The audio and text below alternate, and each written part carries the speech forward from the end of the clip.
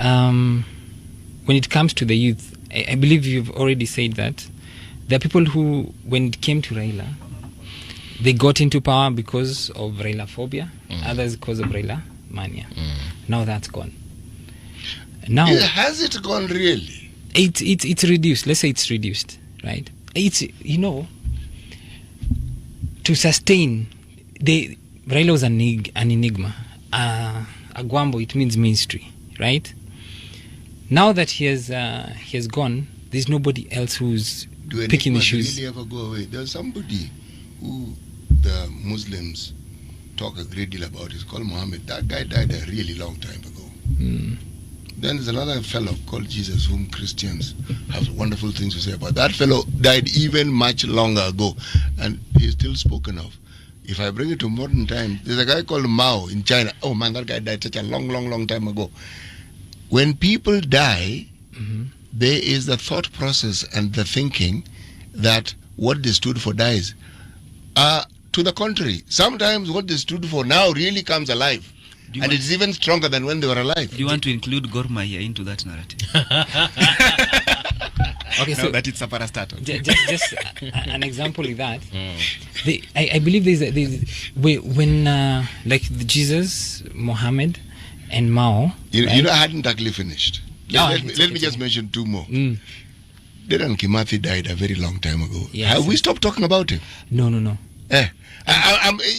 You see, my point is, there are certain types of leaders who don't really die. Yes. Please, now you can go on. So I think, sorry, allow me to just interject kidogo. I think what Nahashon means here is that fact that sasa hii historia kujitetea na Raila going forward, kidogo, hiyo impact itakuwa imeisha. And I'm trying to tell you that what you're saying is not true. Because in Kenyan politics, forget religion.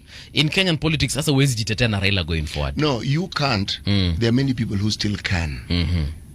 I'm trying to get you to understand that when certain people represent a certain image, it stays. Jomo Kenyatta died God knows when. Nani anajiteteanga na Jomo Kenyatta? His son teteared with it. It works for him and also against him. Okay. Let me try and phrase it this way. Yes. Right?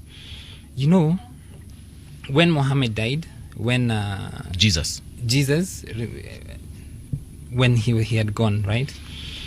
What happened was what they left behind. They left behind certain values, certain principles that define our society up to today, right? Those values and principles were consistent, most of them, throughout time, right? Like what Jesus taught back then, 2,000 years ago, is still relevant to us today. How he taught it and how he lived is still relevant to us today, right? The problem with Raila Odinga, in my opinion, right, was that there was a certain level of inconsistency in what he fought for and his values, right? So what would live after him would not be his inconsistencies. Let's talk about the inconsistencies. What are they?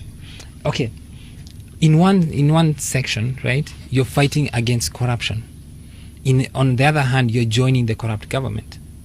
One hand, you're fighting against, wastage of government resources. On the other hand, you're here propagating BBI, right? One hand, you're fighting against injustices, right? People dying, freedom of speech. 1992, you really suffered for that. And on this other hand, you're seeing people being picked from the quarry, and you're still in that government.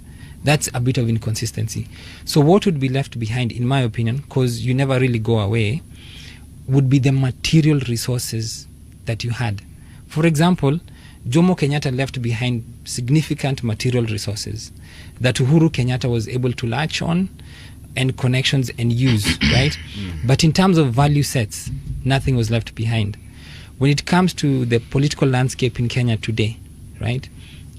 The amount of political connections that Raila left behind, he has not left an heir apparent, which means in my opinion, there'll be a fallout within ODM.